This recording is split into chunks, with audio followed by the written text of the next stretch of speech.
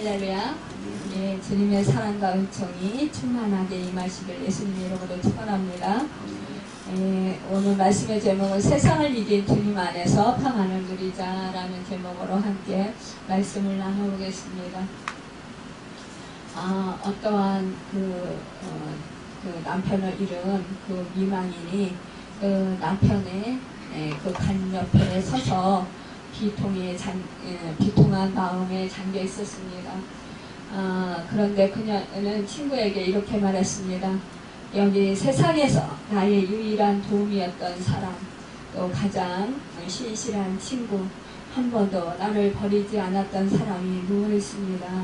하지만 여기에 하나님의 뜻이 놓여 있으며 하나님의 뜻은 온전한 사랑인 것을 기억해야 할 것입니다. 라고 말했다라는 거예요. 그녀는 하나님의 약속을 기억하면서 믿음으로 그의 선하심과 축복을 바라본 것이라는 것이죠. 그러니까 우리가 하나님의 말씀을 생각할 때에 정말로 어떠한 그 환난 풍파를 당한다 할지라도 우리가 마음의 평안을 유지할 수 있다는 것을 말씀해주고 있는 것을 보게 됩니다. 너희를 향한 나의 생각은 내가 안 하니 재앙이 아니라 곧 평안이요 너희 장래에 소망을 주려 하는 생각이라. 예레미야서 29장 11절에 말씀하고 있습니다. 저는 사실상 이 말씀을 이렇게 듣고 나서 보고 이렇게 듣고 나서요 너무나 마음이 평안해지는 거예요. 위로가 넘치는 거예요. 소망이 넘치는 거예요. 왜냐 하나님께서 우리를 향한 생각은 재앙이 아니라 평안을 주려고 하신다라는 그 말씀이 또 장래에 소망을 주려고 한다라는 그 말씀이 너무 그 위로가 크게 되었어요. 그래서 그래 내가 지금 환난을 당하고 어려움을 당하지만 그러나 하나님께서는 언제나 나를 유익하게 하시고 좋은 것을 바꿔주시는 그 하나님께서는 분명히 평안을 예비하고 계시다. 그리고 지금 내가 이런 환난을 당한다 할지라도 평강의 왕이신 주님이 나와 함께 하시고 계시다라는 걸 잊지 말자라는 생각을 하니까 힘이 나고 또 그 소망이 생기더라고요. 우리가 나 혼자 어려움을 당하고 있고 나 혼자 지금 이런 슬픔을 당하고 있다 이렇게 생각을 하면 우리는 자꾸 절망하고 좌절하게 돼요. 낙심하게 돼요. 그러나 지금 나 혼자가 아니라 지금 주님이 성령님이 나와 함께하고 계시고 세상 끝날까지 내가 너와 함께한다고 말씀하셨고 내가 세상을 이겼노라 라고 말씀하셨고 내가 너를 어디를 가든지 함께 하겠다라고 말씀해 주셨어요. 그리고 지켜주시겠다고 하셨습니다. 이 말씀을 우리가 잃어버리지 않고 마음에 품고 있으면 우리는 어떠한 상황 속에서도 절망하지 않고 좌절하지 않을 수 있습니다. 우리가요 사실상 환난을 당하고 어려움을 당할 때 그때에 사실은 말씀이 우리 안에 충만히 거하고 있으며 그 말씀 때문에 우리가 이겨나갈 수가 있어요. 또 평안을 유지할 수가 있는데 그 말씀을 우리가 잊어버리고 환경을 보면은 그러면 우리는 낙심하게 되고 절망하게 되고 결국은 내 마음의 평강을 잃어버려서 결국은 우리가 넘어진다라는 것입니다. 좌우로 치우치게 된다라는 사실입니다. 우리가 참으로 믿음 생활하면서 어떠한 상황 속에서 좌우로 치우칠 때가 너무나 많이 있어요. 그래서 우리가 늘 내 안에 그러니까는 그 주님이 또 성령님이 함께 하시다라는 사실을 늘 잊지 아니하고 인식하면서 나는 절대로 좌우로 치우치지 아니하고 우리 주님을 따라서 주님의 인도하심을 따라서 살겠다 이렇게 생각하면 우리는 이길 수가 있습니다. 살아계신 주님, 생명의 주인이신 주님, 모든 만물의 주인이신 그 주님이 나와 함께 하신다라는 그 사실을 잊지 않을 때 우리는 세상 사람들로부터 버림을 받는다 할지라도 그래도 마음이 든든함을 가질 수가 있어요. 그런데 우리가 세상을 살아가다 보면은 내가 믿었던 정말 내 가족까지도 나를 어떤 때는 실망시키는 말을 할 때가 있어요. 정말 그럴 때 뭐 배신감 같은 그런 마음이 들면서 서운하고 왜 눈물이 나고 그러면서 한숨이 나잖아요. 정말 우리가 그 자식을 키우는 부모로서 특히 이제 물론 부부 사이에 남편과 아내 사이에서도 그렇지만 우리가 자식을 키우면서 자식한테 정말 모든 거 아끼지 아니하고 다 주잖아요. 심지어는 그 자식이 아플 때 내가 대신 아파줬으면 좋겠다. 그래서 저 자식이 안 아팠으면 좋겠다라고 그렇게까지 생각을 하는데도 불구하고 이 자식은 부모의 마음을 몰라주고 가끔 가다가 그냥 부모의 마음을 이렇게 서운하게 할 때가 있어요. 그럴 때 정말 야, 내가 저런 자식을 위해서 내가 정말 온몸을 바쳐서 모든 것을 바쳐서 내가 희생하면서 저를 위해서 살았는데 어떻게 나한테 저럴 수가 있어, 저런 말을 할 수가 있어, 이러면서 우리가 서운해하게 되는데요. 그래서 이 참 너무나 참 아이러니한 게 그 친정 엄마와 딸 간에 더 불화가 큰 것을 보게 됩니다. 아니 친정 엄마와 딸 간에 사실은 정도 많아요. 사랑도 많아요. 사랑도 많은데 그래서 그런지 너무 친밀해서 그런지 얘 말을 그냥 생각되는 대로 그냥 펄떡펄떡 그냥 뱉어요. 그러다 보니까 이 본의 아니게 그냥 의식과 한 말인데도 이 엄마나 딸은 상처를 받게 되는 거예요.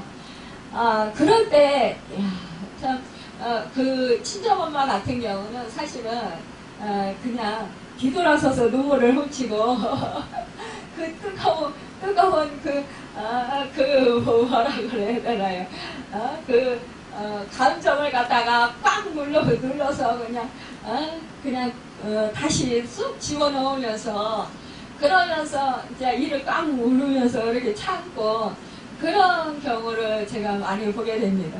저도 예전에는 우리 딸이 이제 그 처녀 때는 좀 그랬어요. 가끔 가다가 이렇게 말하고 근데 이제 시집가서 아기를 낳고 키워보니까 좀 철이 나대요. 그래가지고 요즘에는 좀 그래도 엄마 마음을 많이 헤아려주고 이래서 제가 참 많이 감사한데 그런 것 같아요. 그래서 참 우리가 가까운 사이일수록 본의 아니게 이렇게 상처 주는 경우가 있는 것을 보게 됩니다. 우리 인간은 사실상 내가 가장 사랑하는 사람이라 할지라도 이렇게 본의 아니게 상처를 주기도 하고 상처를 받기도 해요.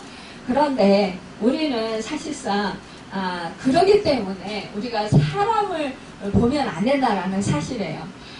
우리 주님도 우리가 위로를 넉넉히 받을 수 있는 것은 우리 주님도 사랑하는 제자들한테 배신을 당하셨고 온 인류의 영혼들한테 사람들한테 배신을 당하셨잖아요. 이것을 생각하면 위로를 우리가 넉넉히 받을 수가 있어요. 그러나 우리 주님은 뭐예요? 하나님 아버지, 그 하나님 아버지만을 함께 하시고 또 그 하나님 아버지에게 위로를 받으셨던 것을 보게 됩니다. 우리도 이러기 때문에 세상에서 정말 부모와 자식 간에도 우리가 위로를 받고자 하지만 그러나 우리 인간이기에 우리가 때로는 나도 모르게 본의 아니게 그냥 무심결에 내가 사랑하는 사람에게 상처를 줄 수 있어서 아픔을 줄 수 있는데 그때 이제 배신감을 느끼는데 그때 우리는 누구를 바라봐야 되냐? 그때 사람을 바라보고 서운하게 한 그 자식에게 마음을 쏟는 것이 아니라 우리는 하나님을 바라봐야 된다라는 거죠. 우리 주님이 하나님 아버지와 함께 하시며 하나님께 그 위로를 받으셨고 힘을 받으셨고 용기를 받으셨고 또 하나님께 능력을 받아서 이기셨던 것처럼 우리도 이와 같이 해야 된다라는 것입니다. 여러분 우리가 평강의 왕이신 예수님은 우리에게 또 마음과 생각의 평안을 주시는 분이십니다. 우리가 받을 만한 가장 크고도 놀라운 선물 가운데 하나인데 바로 시련과 시험 중에서 주님이 주시는 온전한 평안은 보통 사람들이 소망하는 건강이나 뭐 어떠한 선물보다도 더 훨씬 고귀한 초자연적인 축복이라는 것입니다. 사실상 우리 마음과 생각을 지켜주고 우리 영혼을 만족시켜 주시고 참된 평안을 주신다라는 것은 사실상 그것은 이 세상에서 그 어떤 것도 그 어떠한 보화도 바꿀 수 없는 거예요. 제가 이제 어저께 그런 생각이 갑자기 들었어요. 우리가 이렇게 말씀을 잘 알고 있습니다. 그런데 그런 생각이 드는 거예요. 이제 그 몸이 아프면 우리가 정말 질그릇이잖아요. 우리 몸은. 그러니까 우리 몸은 질그릇인데 질그릇은 어떻게 해요? 질그릇은 너무 약해요. 그냥 조금만 얻다 부딪혀도 깨지기 쉽고 우리가 금이 가기도 쉽고 그래요. 그런데 그 질그릇에 보배이신 예수 그리스도의 생명이 우리 안에 있잖아요. 그렇기 때문에 그분으로 인하여서 이 우리 질그릇 깨지기 쉽고 금이 가기 쉽고 이렇게 청나기 쉬운 우리가 정말 예수 그리스도로 인해서 고귀한 그 생명으로 인해서 우리가 더욱더 존귀하게 되고 우리가 또 경고케 되고 또 우리가 더욱더 강하게 된다라는 것을 생각할 때 우리는 그냥 평안을 유지할 수 있다라는 생각을 가지게 되었어요. 그래서 그래 우리 육신은 정말로 날 때부터 연약하고 또 죄악 가운데 있어서 우리는 범죄하기 쉽지만 그러나 우리 안에 참된 보배이신 그 영원한 생명이신 예수 그리스도가 우리 안에 계시기 때문에 우리는 그분에서 우리는 이미 질그릇 같은 우리 범죄한 우리 죄악된 우리는 예수 그리스도의 십자가의 그 피로 우리가 죄사함 받고 깨끗함을 받았잖아요. 우리는 또 이미 죽었잖아요. 죽어서 없어졌고 이미 이제 우리는 정말로 보배로운 그런 예수의 그 생명이 우리 안에 계시다라는 것은 우리가 예수의 생명으로 사는 거잖아요. 예수의 생명으로 사는 것은 어때요? 강함이고 예수의 생명으로 사는 것은 능력이 한이 없는 거예요. 예수의 생명으로 사는 것은 승리인 것입니다.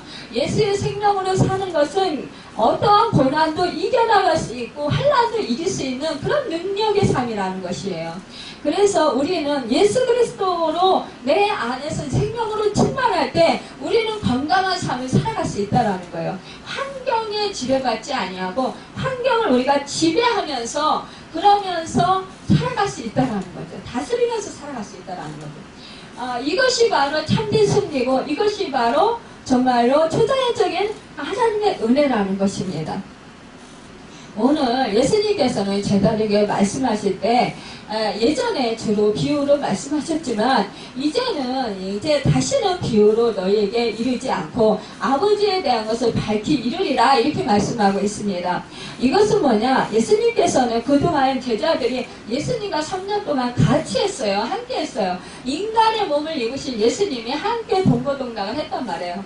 그러기 때문에 그 예수님에 대해서 이들은 물론 알고 있었지만 그러나 이 예수님의 그런 영적인 상황에 대해서 정확히 조금은 알고 있었지만 정확히는 몰랐단 말이죠. 근데 이것을 예수님께서는 비유로 많이 풀어서 말씀해 주셨고 이것을 이제 예수님께서 십자가 지시고 체포당하시고 몸짓겨 피 흘려 죽으시고 인류의 모든 영혼을 구원해 주시고 이런 것들을 이제 말씀해 주셨어요. 부활하실 것을 말씀해 주셨지만 그러나 이들에게 정확하게 이렇게 말씀해 주시지 않은 것은 이들의 그러니까 영적인 상태가 그 수준에 이르지 못했다라는 것이에요.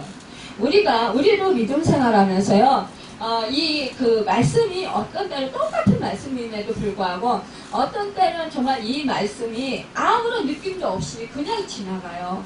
깨닫지 못하고 그냥 지나가요.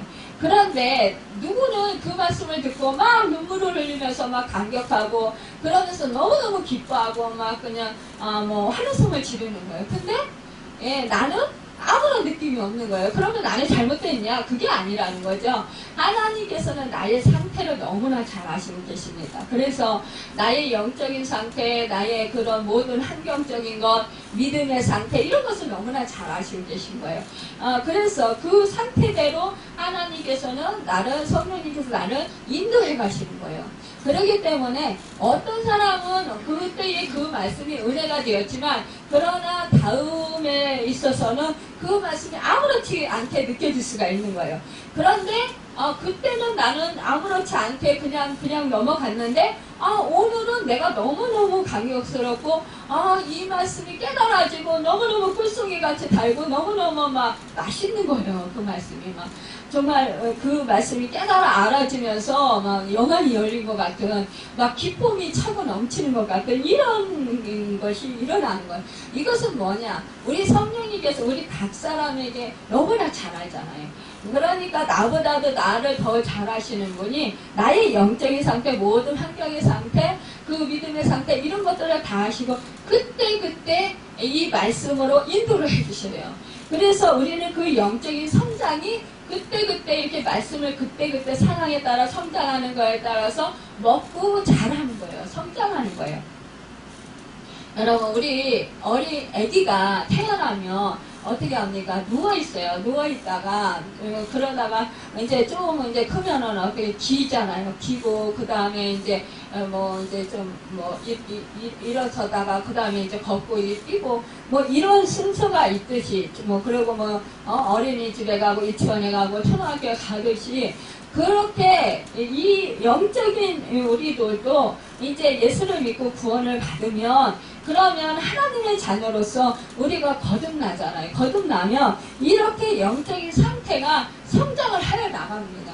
성장을 해 나가는데 그 상태에 따라서 그러니까 처음에 깐난쟁이 때 모유를 주잖아요. 모유를 주다가 그 다음에 어떻게 이유식을 줘요. 그 다음에 이유식을 주다가 이제 밥을 준다든지 이렇게 이제 점점 이렇게 또 이렇게 질감이 좀 강한 거를 바꿔 가듯이 우리의 그런 말씀도 이와 같다라는 거죠. 그렇기 때문에 각 사람에 맞춰서 성령님께서 인도해 주신다라는 거예요. 그러니까 우리는 나는 이해를 했는데 왜 저 사람이 이해를 못할까? 우리는 이렇게 탓할 게 아니라는 거죠. 우리는 저 사람은 아직 그 단계는 아니구나. 그렇다면 우리가 기다려주고 그 사람을 섬기고 이해해줘야 된다는 거죠. 그러면서 우리는 그 사람을 위해서 기도해주고 또한 우리는 그 있는 그대로 모습 그대로 우리는 보아줄 줄 알아야 된다는 거죠. 인정해 주어야 된다는 거예요. 여러분 우리 주님이요 우리를 정말 아주 있는 그대로 막 판단하고 막 정죄하고 이랬다 우리는 못 살아요. 그렇지만 우리는 죄인 되었을 때 우리가 정말로 범죄했을 때 그랬을 때 우리는 소망이 없었어요. 우리는 죽은 자들이었어요. 그럴 때 우리 주님은 우리의 죄를 값을 치러주시기 위해서 이 땅 가운데 오셔서 십자가에서 몸속에 피 흘려 죽으셨다라는 사실이에요. 그렇기 때문에 우리는 있는 그 모습 그대로 우리가 주님에게 은혜를 받았던 것처럼 우리 주변의 사람들도 우리가 그렇게 보아줄 수 있어야 된다는 사실이죠. 그런데 우리는 쉽게 뭐예요? 저 사람은 나하고 달라. 나하고 똑같이 어느 정도 이렇게 내가 이해하는 거 저 사람도 이해해야 돼. 이렇게 우리는 많이 생각을 하고 그러면서 그렇게 하지 못하면 이상하게 생각을 하고 왜 저 사람은 안 될까? 그러면서 어리석다고 생각을 하고 판단한다라는 거예요. 이런데 이것을 우리 주님은 악하다라고 여기는 거죠. 왜냐? 너도 그럴 때가 있었다. 이런 거죠. 그러니까 우리는요 다 자기 자신을 돌아봐야 돼. 그러니까 그 예수님의 제자들도 지금 믿음의 상태에 따라서 우리 주님이 비유를 풀이했지만 그렇지만 이제는 말씀을 전했지만 이제는 그날이 가까워졌다는 거예요. 예수님께서 십자가 지시고 이제 첩보다운씩 몸짓게 피 흘려 죽으실 때 이때가 다 됐다. 그렇기 때문에 이제 우리 주님이 이제는 너희에게 이제는 아버지 하나님에 대해서 밝히 그 말씀을 주시겠다 이렇게 말씀하시는 거예요. 그날에 너희가 내 이름으로 구할 것이요 내가 너희를 위하여 아버지께 구하겠다라는 말이 아니니 이렇게 말씀하시는. 그러면서 이는 너희가 나를 사랑하고 또 내가 하나님께로부터 온 줄 믿었으므로 아버지께서 친히 너희를 사랑하십니다. 그러니까 이 제자들이 예수님이요 하나님께로 오신 것을 믿었더라는 거예요. 그러니까 얼마나 감사합니까? 그러니까는 이 제자들은 하나님께로부터 예수님께서 왔다. 이 그 종교 지도자들, 바리새인들, 사두개인들이나 뭐 율법사들이나 아니면은 뭐 그 제사장들이나 이런 사람들은 믿지 않는 거잖아요. 예수님이 율법을 어긴 사람이 되고 예수님이 정말로 그 하나님이라고 하니까 하나님이고 하나님의 아들이라고 하니까 이거는 이단 개수다라고 여긴 거잖아요. 그리고 안식일을 안 지켰단 말이에요. 이러니까 이들은 극악무도한 죄인으로 여겼던 거예요. 그러니까 이들은 뭐예요? 하나님을 믿고 하나님을 알고 그 말씀을 알았지만 율법을 알았지만 그러나 예수님에 대해서 인정을 하지 않았다는, 믿지는 않았다는 거예요. 그러나 예수님의 제자들은 믿었다라는 사실입니다. 이것을 주님은 기쁘게 여긴다라는, 그래서 믿고 하나님을 사랑했다라고 말씀하시고 있는 것입니다. 그러면서 제자들이 말하는 지금은 밝히 말씀하시고 아무 비유로도 하지 아니하시니, 그러니까 지금은 말씀하시는데 이제는 비유로도 말씀하시지 아니하시고 직접적으로 말씀하시네요. 진리로 말씀하시네요. 이렇게 이제 인식을 하는 거예요, 제자들이. 그러니까 30절의 말씀에 우리가 지금에야 주께서 오는 모든 것을 아시고 또 사람의 물음을 기다리시지 않는 줄 아나이다. 이로써 하나님께로부터 나오신 우리가 믿사옵나이다. 그러니까 우리 주님 얼마나 기뻐요. 하나님께로부터 당신은 왔습니다. 메시아가 맞습니다. 구원주가 맞습니다. 라고 인정을 하는 거예요. 하나님이시고 하나님 아들이십니다. 라고 믿는다라는 거예요. 그러니까 예수님께서 대답, 이제는 너희가 믿느냐? 라고 하는 거예요. 그러면서 기뻐하시는 거예요. 그러면서 31절, 보라 너희가 다 각각 제 곳으로 흩어지고 나를 혼자 둘 때가 오나니 벌써 왔도다. 그러나 내가 혼자 있는 것이 아니라 아버지께서 나와 함께 계십니다. 여러분, 그런데요, 아니 여기서 이 제자들이 믿는다라는 거예요. 아니 그러니까 여기서 보면은요, 정말 그 사도 베드로가요, 그렇죠, 주는 그리스도야 살아계신 하나님의 아들이십니다. 이렇게 말했을 때 우리 주님이 말해요. 바요나 시오나 네가 복이 있도다. 그러나 이들 알게 하니는 네가 아니라 하나님이시다. 이렇게 말했잖아요. 그러니까 이 제자들도 부렴없이 자기들이 믿습니다. 하나님이시고 하나님의 아들이시고 믿습니다. 이렇게 고백을 했어요. 그러나 곧 예수님께서 그들의 죄값을 치러주시기 위해서 이제 체포당하시고 십자가에 지실 것, 신문당하실 것, 이럴 때는 각각 너희가 흩어져서 나를 버리고 도망간다 이거예요. 근데 이 제자들은 그 사실을 모른다라는 거죠. 그러니까요, 베드로도 그랬잖아요. 아니, 주께서 십자가 지신다고 하니까, 그림 없어서라고 그래서, 그러니까, 예수님께서 그랬잖아요. 너는, 내 앞길을 가로막으면, 사단이다. 그러면서, 사단아, 내 뒤로 물러가라. 그랬잖아요. 네가 하나님 일을 생각지 아니하고 사람 일을 생각하는 거다. 이렇게 말씀하시는 거예요. 그랬는데, 우리가 이렇게 믿음을 하면서, 성령님께서 우리가 깨닫게 하실 때는 정말 우리가 이렇게 나도 모르는 사이에 믿음의 고백을 해요. 믿음의 고백을 하다가도 또 육신적인 또 그렇게 생각이 들 때는 또 어떻게 해요? 이게 주님을 위한다고 하면서 결국은 내 의를 위하고 또 내가 믿음 없는 짓을 또 하는 거예요. 그러니까 참 우리가요, 이렇게 믿음 생활 하면서 우리 제자들과 똑같은 우리도 이런 믿음 생활 하는 거예요. 가정을 보면은. 그래서, 결국은 이들이 흩어진다라고 말씀하시는 거예요. 그러니까, 이 예수님은 이 제자들이 이미 이제 예수님께서 체포 당하실 때 흩어질 것을 다 아셨어요. 뿔뿔이 이제 주님을 다 버리고 떠날 것을 다 아셨어요. 그렇지만 우리 주님은 소홀하게 여기시지 않았어요. 이 제자들을 탓하시는 것이 아니에요. 이 제자들의 무능력함, 이 제자들의 정말 어리석음, 연약함, 이런 것을 탓하시는 게 아니에요. 원망하시는 게 아니에요. 불평하시는 게 아니에요. 너희가 연약하기 때문에 그럴 수밖에 없고, 너희가 믿음이 아직 그렇게 세워지지 않아서 그럴 수밖에 없다. 이거 육신이 연약한 것을 인정하시는 거예요. 제자들이 그렇게 될 수밖에 없는 것을 인정하시는 거예요. 그렇지만 이것을 너희에게 이르는 것은 너희로 내 안에서 평안을 누리게 하려 함이라. 그런데 예수님께서 이 제자들에게 내가 체포당하고 시부당할 때 너희 다 훌물이 흩어지고 나를 부인하고 다 도망갈 거야.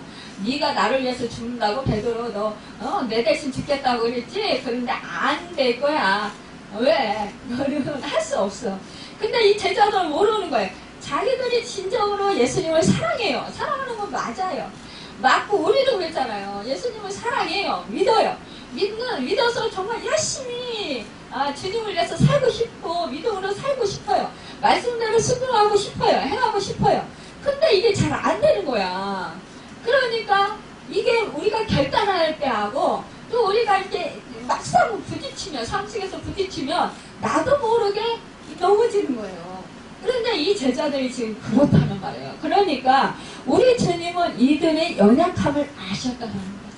그러니까 예수님께서는요, 너희에게 그렇게 되면 어떻게 해요? 이 제자들이 나중에 예수님을 버리고 부인하고 가면 죄책감이 들겠잖아요. 그쵸? 우리도 그랬잖아요. 우리는 말씀에 순종하고 행하고자 애쓰지만 이것이 안 됐을 때 뒤돌아서서 어때요? 죄책감을 느껴요.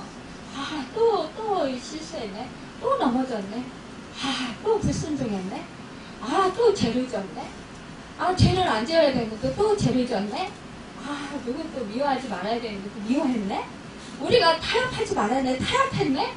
이게 뒤돌아서면요, 믿지 않는 사람들은 그런 생각 안 하고 그냥 편안하게 지낼 수 있어요. 근데 우리 믿음의 사람들은 그게 아니라는 거예요. 왜냐? 우리는 알아요. 믿음으로 살아야 되는 걸, 말씀으로 살아야 되는 거 알아요. 그리고 우리는 주님을 닮고 주님의 뜻대로 말씀대로 살아야 우리는 승리하는 삶을 산다는 거 알아요.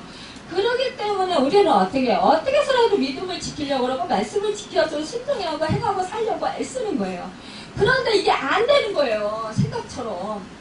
나도 모르게 부지불식간에 이게 실수가 나오고 또 어떤 때는 또 정말 내가 잘못을 해가지고 또 우리 또 목회자 같은 경우는 특히 더 그래요. 말씀이 선포한 거하고 우리가 실제 생활에서 우리가 살아가면서 그 말씀대로 나부터도 정말 실천을 하고 본이 되어야 되는데 이 본이 되지 못하고 어떻게 말을 푸석했는데 상대방에게 이게 상처가 될 수도 있고요. 또 상대방이 뭐라고 생각해? 야, 저래서 목사 간단에서는 뭐 그렇게 설교를 하더니 뭐 이렇게 생활에서는 또 다르네? 뭐야? 목사가 돼가지고 뭐 저러는데 뭐 우리가 뭐 우리야 뭐 오직하겠어 뭐 이렇게 한다든지 아니면은 목사가 뭐 저렇게 행하는데 뭐 그 교회에 뭐 다닐 수 있겠어? 다른 교회를 가야지? 뭐 이렇게 생각할 수도 있다라는 거예요. 그러니까 목사가 문제야 라고 말할 수 있다라는 거예요.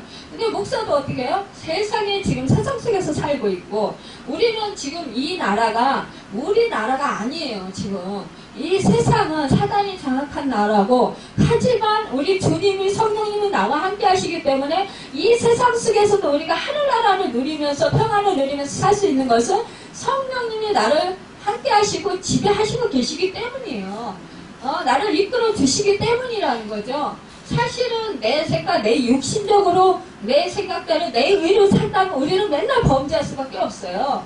우리는 정말 목회자든 뭐든 장로든 다 잘못된 어기는 길로 갈 수밖에 없어요.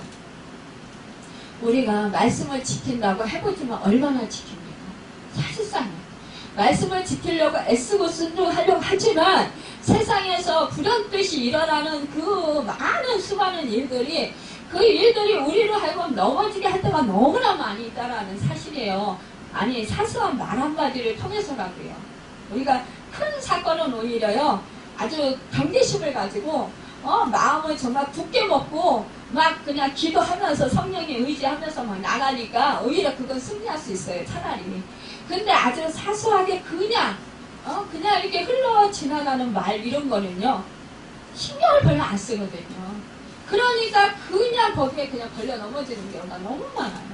근데 사단은요. 이 사소한 말을 통해서 우리를 넘어뜨리려고 하는 거예요. 사실은. 제가 이제 그동안 영적 생활을 하면서 이렇게 겪어본 거를 보니까 차라리 큰 사건인 경우는 제가 어떻게 해요? 이제 그냥 하나님한테 막 기도하면서 하나님 의지하면서 절대 주권을 하나님한테 맡기면서 그러면서 하면서 하나님의 인도하심을 구하면서 살아가니까 오히려 그거는 정말 신이 날 수가 있더라고요. 근데 견딜 수도 있고 이길 수도 있고 그런데요, 이 사소한 거는 금방 걸려서 넘어져요. 아주 그냥 생각도 못하게 그냥 그냥 나가 자빠지는 경우가 얼마나 많이 있는지 수도 없어요. 여러분, 이것을 볼 때 우리 인간은요, 왜냐? 마음을 놓거든요. 사소한 건 마음을 놔요. 일상생활에서 크게 생각을 안 하는 거예요. 그러니까 그냥 걸려 넘어지는 거예요. 여러분, 이렇듯이 정말 우리 주님은 이 연약함을 알았어요. 알았기 때문에 이 제자들이 정말로 이제는 그 죄책감 갖고 주님을 내가 정말 주님과 함께 있었는데, 응? 내가 주님이 죽는데도 같이 가겠다고 했고, 내가 주님 대신 죽겠다고 하기도 했는데, 내가 주님을 정말 체포당한다고, 나도 죽을까봐, 나도 체포당하고, 신문당하고, 겁나서, 내 목숨이 정말 위태롭다고 생각해서 내 목숨 하나 건지고다 내가 도망갔네 이러면서, 베드로 같은 경우도 그 계집종 앞에서 네가 닭이 3번 울기 전에 내가 닭 울기 전에 네가 나를 3번 부인하리라 그랬잖아요. 근데 그렇게 부인을 하고 나니까 통곡을 했어요. 주님과 얼굴이 딱 마주치니까 나가서 통곡을 했다고 했잖아요. 그러니까 이 죄책감을 이루 말할 수 없는, 그러니까 이 상태를 가지고 우리 주님이 너희가 나를 이렇게 버리고 간다고 하더라도 죄책감을 가질 게 아니라 이제 격려를 하시는 거예요. 내게 힘을 주시는 거예요. 그러니까 위로를 해주시는 거예요. 세상에서는 너희가 환난을 당하나 담대하라. 내가 세상을 이겨내라. 그러니까 우리 주님은요, 정말 우리에게 늘 그래요. 우리가 잘못했고 우리가 좀 세상에 살아가면서 정말 말씀을 어겼다고 해서 죄를 범했다고 해서 우리를 바로 책망하시는 분이 아니라 정말로 우리에게 먼저 위로를 주시는 분이시라는 거예요. 더 격려를 해주시는 분이시라는 거예요. 힘을 주시고 도와주시고 붙들어주시길 원하시는 분이시라는 거죠. 우리 있는 모습 그대로 사랑해 주시는 분이시라는 것입니다. 여러분, 이것을 믿을 때 우리는요 정말 낙심하지 않을 수 있어요. 또 죄책감 갖지 아니하고 나를 정죄하지 않을 수 있어요. 여러분, 우리가요 자기의 정체성을 올바로 가지면 나를 정죄하지 않아요. 사단에게 정말로 그 정죄함을 당해서 내가 실패자가 되지 않아요. 엎드려지지 않아요. 내가 저주받은 영혼이라고 스스로 나를 탓하지 않을 수 있어요. 우리는 다 연약합니다. 여러분, 우리는요 내 힘으로 할 수 있는 건 아무것도 없어요. 솔직히 말해서 우리가 여지까지 살아온 거, 사람들은 뭐 내 힘으로 내 능력으로 살았지 뭐 이렇게 할지 모르겠어요. 근데 저는 여지까지 되돌아 보니까 제 힘으로 사는 거 하나도 없더라고요. 정말로 우리 주님이 도와주시지 않았다면 저는 제대로 살아갈 수 없었을 것 같아요. 우리는요 정말 아무 힘도 능력도 없어요. 하다못해 사실상 뭐 집안일 하는 거, 설거지 하는 거, 청소하는 거, 뭐 이런 것도요. 사실은 주님이 힘을 안 주시면 못해요. 내가 힘이 있어서 할 수 있으니까 내가 있어라고 말할지 모르겠어요. 그런데요, 아니라는 거예요. 이것도 주님이 힘을 주셔서 하게 하신 거예요. 여러분, 내가 무기력해져가지고요, 우울증에 걸려가지고 쫙 늘어져 있어 보세요. 손 하나 깨끗하기 싫어요. 세수도 하기 싫어요. 움직이기 싫어요. 화장실도 가기 싫어요. 그냥 어둠 속에 파묻혀서 그냥 쫙 깔아져가지고 그냥 땅속으로 기어 들어가는 것 같은 거예요. 죽었으면 좋겠다. 내 인생이 뭐 이러냐 이러면서 한탄하게 되는 거예요. 한숨 들이밀리시고 되시고.